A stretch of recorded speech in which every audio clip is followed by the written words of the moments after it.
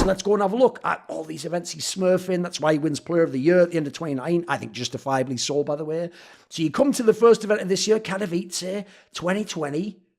I mean, they're pretty good. Yeah, they're good numbers for normal players. If this was like Rops or Elise or something, yeah, good numbers. But ZywOo? Nah, ZywOo's supposed to be like this, like 1.53, 1.34, 1.36, 1.38.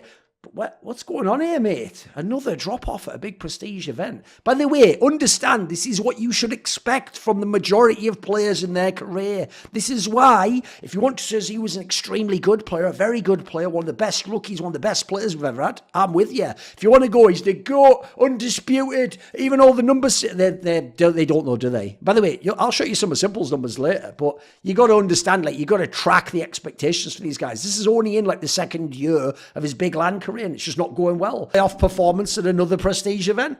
But let's have a look how he did. So you see again, at these other lands, look, he's smurfing. Look, 1.35 coming third at World Finals. Then we go to Katowice, prestige event. Boom, 1.10, plus 17. What? These are some of the worst numbers of his career, guys. We're going off a cliff here at another prestige event. So then we come to the major, PGL Antwerp. Not long afterwards, there was Pro League in between, which, by the way, you saw there. He was shitting the bed on those numbers too. So you come to the major. Remember, you've got all these major winners, people like Dupree who make every single major, right? So you're surely going to start doing well. Brilliant news. 3-0 the opening Swiss system. Bonza. Sure, you beat Complexity. Astralis this time is trash or a bit crap. And fours are just bare. I mean, they're unknown, some of those fucking players. You wouldn't even be able to name the full 5-man lineup back then. So you 3-0. Okay, supposed to do that. Good news. Then you come to the next fit. He's not in the top 8, lads. What's that? 2-3. Didn't make playoffs of a major. This is a familiar story I'm seeing here. So it looks like they lose to Nip on a BO1. Nip's a decent team. True, no device. Lose to Outsiders on Mirage. Look, that can happen to a lot of people. Outsiders are pretty good. Although, listen, you have ZywOo, to be fair.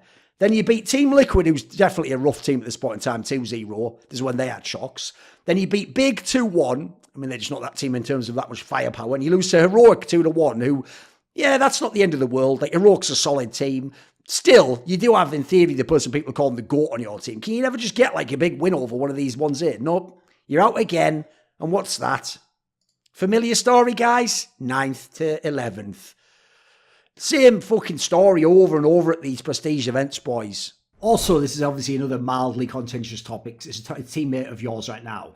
Right, I'll explain to you right now, because I don't know if you know this, Apex. You know when Alex got mega flamed last year, where when ZywOo was like hitting his prime around the summer, and he was doing awesome, Alex did that interview where he said, like, you know, everyone goes on about ZywOo, but, you know, like, they don't know that we've, like, half his enemies are flashed or something, right? What people don't know, because I know Alex, so I actually know what he meant by that. What he meant was, like, don't think it's only ZywOo. Like, ZywOo isn't literally just playing, going to whatever spot he wants on the map, and then just killing all the other team, and we're just sat there like idiots, just going, like, thank you, and then just, like, doing nothing. What he meant was, like, we are helping set him up, we're making him comfortable, like, we're putting him in positions where he can just shoot people, and that means us around. But essentially, he was trying to say, but it's just the way he phrased it made it sound too much like it was the other way. Like, give us a bit of credit as well. But people thought he was saying, give us all the credit and give ZywOo nothing. Like, they're just blind. People are going to think you're flaming him. But I actually want to ask you this, because based on my experiences talking to Vitality players, I've heard that is one of the things that you guys did with ZywOo. Like, if you think about it, right,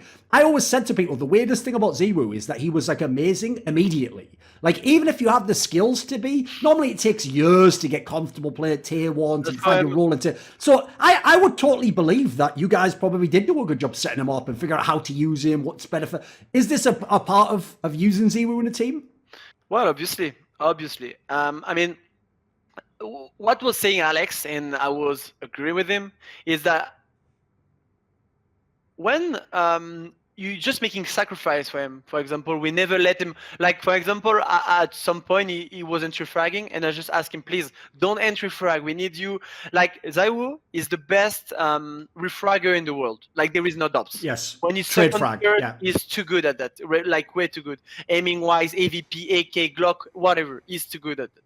So we just want to put him in those conditions, because he's the best at, he doesn't maybe he doesn't know it because he's a bit innocent guy, but we can see it that when he's second or third on the map, not like baiting, not trying to be a baiter at the other side of the map, or it's not his way to play. He's good at refragging. Like, that's the thing. And yeah, obviously we're trying to put him in the best conditions in that sense. Like, sometimes even if we're 2 against 4, but I will go first. I know I will die. Yeah. But it's fine. And that's what people don't see and they don't give credit to. It's that we're giving everything to put him in the best conditions. Now, I'll just reference it again because people will be shocked if they don't know about the hybrid AWP revolution. People tried to take the AWP out of Simple's hands again and again. They did it in Team Liquid to get Coaster. They did it in Na'Vi when he had Guardian. Guardian came back under Blade. They did it again. That's right. The only reason, by the way, I think Simple didn't win Player of the Year in 2019 is because he was a Krieg main for the second half of the year and they had a Guardian just whiffing shots over and over again. If they'd have had Simple on the AWP the whole year, ZywOo was never the best player of any year for my money. It was always Simple, and he would now have put together like 2018, 2019, 2020, 2021, 2020, 5 years in a row, which no one would ever be able to fuck with. I mean, no one could fuck with him in the second places, but yeah, he would just be unbelievable, wouldn't he? Now, when I say names like Olafmeister, Coldzera, Kenny S, Guardian, Nico, Simple, Device, they, by the way, 2 of them, Guardian, Nico, don't even have majors, but they were all going against each other and other GOATs and other GOAT teams in all-time great lineups and major winners in playoff series, beating them, performing excellently against them. ZywOo hasn't done that yet. So even though he's won a major, he still has a lot to prove, actually. Now, he is an unbelievable player. Let's just run down it all. One of the best pistol players ever. Might be the best player in clutches out of the great players. I think it's actually between him and Device. I think Simple just wins by virtue of skill.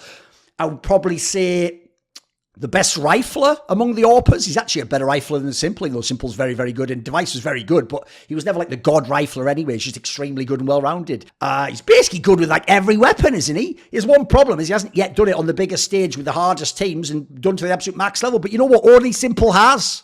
Only Simple has. Like, Coldzera sort of did, but Coldzera often, I think, had greater teams and also had better setup, etc.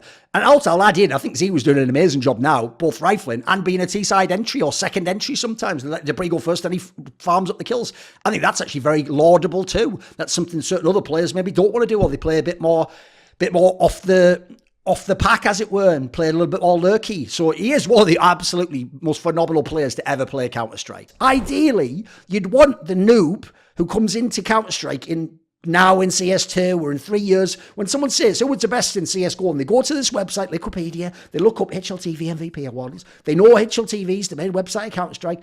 I want them to be able to go to this list and go, right, Simple had 21, he's number 1. Device has 19, he's number 2. ZywOo has 16, he's number 3. Those must be probably the top 3 players of all time, right? Hey, just on the surface, not a bad list, right? I mean, let's be real. ZywOo is probably the questionable one there.